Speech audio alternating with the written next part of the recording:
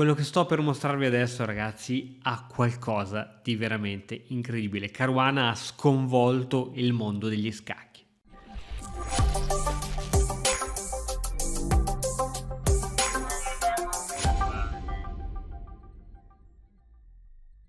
Ciao ragazzi e benvenuti in questo nuovo video. Prima di addentrarci nel video della posizione è bene presentare un pochettino il quadro. Tutti noi conosciamo Caruana, questo giovane ragazzo che all'età di 12 anni disse ai suoi genitori: mamma, papà, io voglio diventare un giocatore di scacchi professionista, e solo dopo 2 anni divenne gran maestro, il più giovane grande maestro italiano e anche statunitense fino ad allora. Poi in realtà ci fu il grande Robson che gli prese lo scettro del più giovane grande maestro statunitense, e noi sappiamo che appunto Caruana ha la doppia nazionalità. I genitori sono italiani, lo hanno partorito in America e quindi lui ha la doppia cittadinanza. Ovviamente è stato anche campione italiano fin quando ha giocato per la federazione italiana, poi scelte probabilmente di varie nature, anche economiche, e su questo assolutamente non lo biasimo, ha scelto per giocare per la federazione americana, che probabilmente gli dà anche più possibilità in generale. Detto ciò, Caruana è fra i top, attualmente è il secondo in classifica nella posizione dell'Elo, davanti a lui c'è solo Carlsen, e ricordiamoci che lui è andato a sfidare Carlsen per cercare di diventare campione del mondo. Non ci è riuscito, ma come è andata? Aveva fatto 12 patte con il campione del mondo. Io credo che sia il giocatore che più di tutti possa dare filo da torcere a Carlsen, e infatti lo abbiamo visto. Ha il record del terzo punteggio elo più alto della storia, se non mi sbaglio nel 2014 aveva raggiunto il 2844 punti elo, qualcosa veramente di folle. Quindi stiamo parlando di un giocatore raro, di una perla, di qualcosa di veramente enorme. Che cosa dicono i vari colleghi e altri giocatori professionisti?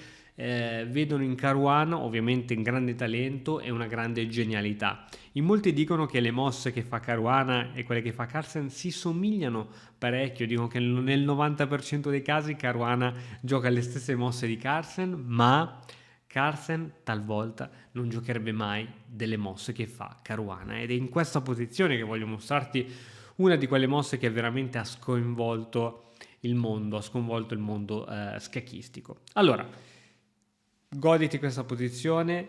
Caruana dai lati del nero muove il nero. Pensaci un pochettino, se vuoi prenditi del tempo, metti in pausa il video e cerca di capire che mossa farebbe il nero. Mi raccomando, non mi interessa solo la prima mossa, ma devi almeno cercare di rispondere a quello che potrebbe fare il bianco, ok? Quindi la prima mossa del nero è la migliore risposta per quanto riguarda il bianco.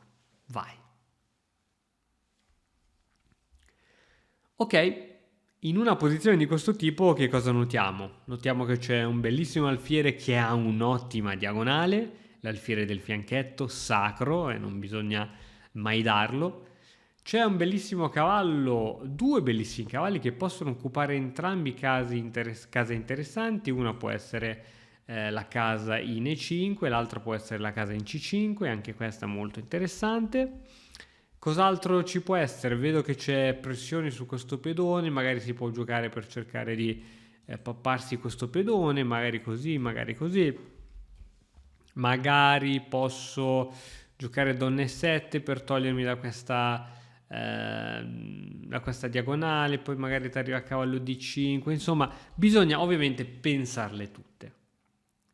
Qui, caro mio, Caruana gioca una mossa da 2 punti esclamativi. Sei pronto a vederla? Tieniti forte, attaccati alla sedia, e la mossa è alfiere va in C3 e cattura il cavallo. C'è questo alfiere che ha una diagonale pazzesca, spettacolare, ed è l'alfiere del fianchetto, che noi sappiamo che l'alfiere in fianchetto vale di più di un alfiere normale, e normalmente è raro, se non quasi mai si vede un alfiere che si va a schiantare per un cavallo, che tra l'altro lì che sembra al momento anche innocuo, eppure Caruana gioca alfiere per C3. Dopo questa mossa, il grande maestro Sokolov ha commentato con un tweet sulla sua pagina dicendo: se questa mossa è buona per il nero, significa che io non ho capito niente degli scacchi. Ovviamente come si può catturare? Si può catturare col pedone, ma si capisce che non ci sono le ragioni per fare una cattura di questo tipo e andarsi a indebolire ulteriormente la struttura. Il bianco qui cattura con la donna. Ora c'è da dire che, scusami se torno indietro di una mossa, c'è da dire che Caruana ha la fama di essere un giocatore molto concreto. Se Carlsen è un giocatore molto intuitivo, che trova la mossa migliore praticamente quasi di getto, non si domanda neanche il perché, Caruana quando fa una mossa c'è sempre una ragione. Quindi se noi vediamo ora una mossa strana, una mossa folle come può essere quella di dare l'alfiere del fianchetto, vuol dire che nel giro di qualche mossa capiremo il perché, e noi lo vedremo nel giro di qualche mossa, ma lui l'ha calcolata prima di fare questa cattura. Quindi cerca di seguirmi. Alfiere cattura cavallo, donna cattura alfiere. A questo punto arriva un'altra mossa che sembra quasi naturale, che è donna F6. In partita il bianco rifiuta il cambio giocando donna in C1. Che cosa sarebbe potuto accadere dopo il cambio? Semplicemente il bianco non poteva cambiare, poiché dopo cavallo per F6 qui si perde il pedone e non ci sono altre possibilità. Quindi Caruana ovviamente aveva calcolato che il bianco avrebbe dovuto rifiutare questa cosa e quindi ci sono varie possibilità: donna in B3, donna in C2, donna in C1, gioca il bianco. A questo punto arriva cavallo in C5, aumentano le pressioni su questo pedone. In partita viene giocata donna B1 per cercare di tenere questo pedone, ma il nero forse poteva catturare questo cavallo. Perché non l'ha fatto? Sembra un'impedonatura, sembra che si toglie le rotture di scatole su questo pedone. Perché non l'ha fatto? Molto semplice, il bianco non può catturare questo cavallo, a parte che perde questo importantissimo alfiere scuro, ma dopo questa presa è vero che questi pedoni sono doppiati, ma è anche vero che si è appena materializzato uno spettacolare avamposto definitivo per il cavallo del nero. Quindi per questa ragione su cavallo C5 il nero non cattura, ma cerca di difendere il pedone centrale con donna in B1 e deve difendere anche B2 perché c'è la donna che guarda su B2. In partita arriva donna in E6 e questo pedone è ormai attaccato troppe volte. Una volta, due volte, tre volte ed è difeso solo una volta e due volte. Cade il pedone e ok, la partita continua per tante altre mosse, ma quello che mi premeva farti vedere è come vincendo poi questo pedone il nero si ritrova con un pedone in più. È vero, il bianco ha la coppia di alfieri, ma Caruana riesce a gestire questo vantaggio e a portarsi a casa la partita, perché sappiamo che a quei livelli un pedone in più fa la differenza. Quindi ora che abbiamo visto tutta la sequenza che poi porta il nero a guadagnare un pedone, proviamo a rivederla dall'inizio. Tu riesci mai a vedere che qui il nero riesce a catturare il pedone? Cattura di donna, è difficile da vedere. Cavallo C5 purtroppo non si può giocare subito perché poi arriva alfiere per C5 e c'è sotto la donna, no?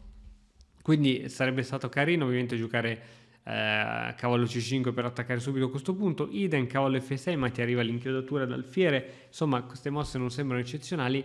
Donna F6 molto interessante, quindi alfiere per, donna F6, il bianco deve rifiutare tutto ciò, cavallo C5, al bianco non conviene catturare il cavallo in C5 altrimenti crea l'avamposto.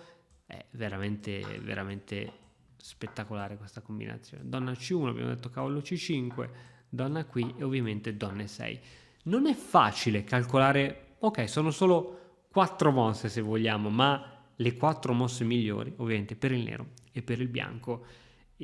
Ma la cosa che veramente ha sorpreso un pochettino tutti è che qui il nero dà l'alfiere del fianchetto. In un'intervista dopo questa partita Caruana disse: secondo me i giocatori che giocano la est indiana, perché e questa è la struttura tipica della difesa est indiana. Dice: i giocatori che giocano l'est indiana si saranno rivoltati nella tomba dopo che io ho dato via il mio sacro alfiere del fianchetto.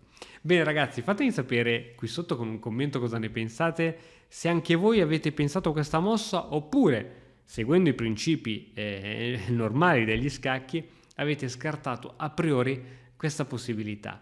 Noi ci vediamo alla prossima con un nuovo video. Ciao!